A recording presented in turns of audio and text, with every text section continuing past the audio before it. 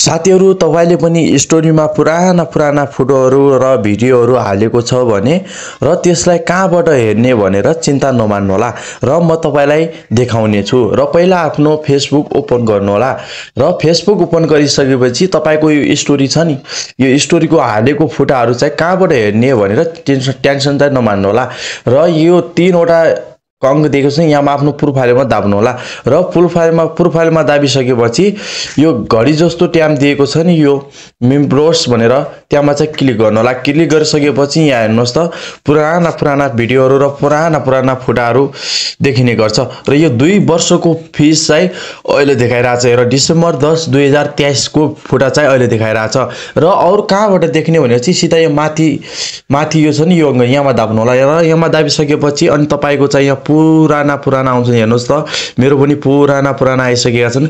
यहाँबाट तपाई आफ्नो मज्जाले हेर्न सक्नुहुन्छ र आफ्ना पुराना भिडियोहरु र फोटोहरु सबै देखिन्छन् है, यहाँमा सबै देखिन्छन्।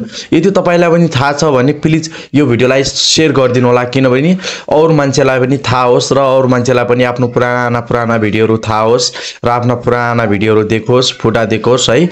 र भिडियोलाई मन पर्यो भने लाइक गर्नु, कमेन्ट गर्नु र केही सोध्न मन छ भने प्लिज मेसेन्जरमा आएर के सोध्नु म सिकाउने छु अरु पनि। र हेर्नुस् त पुराना जति पनि हालेको छ नि यो सब पुराना हुने हेर्नुस्।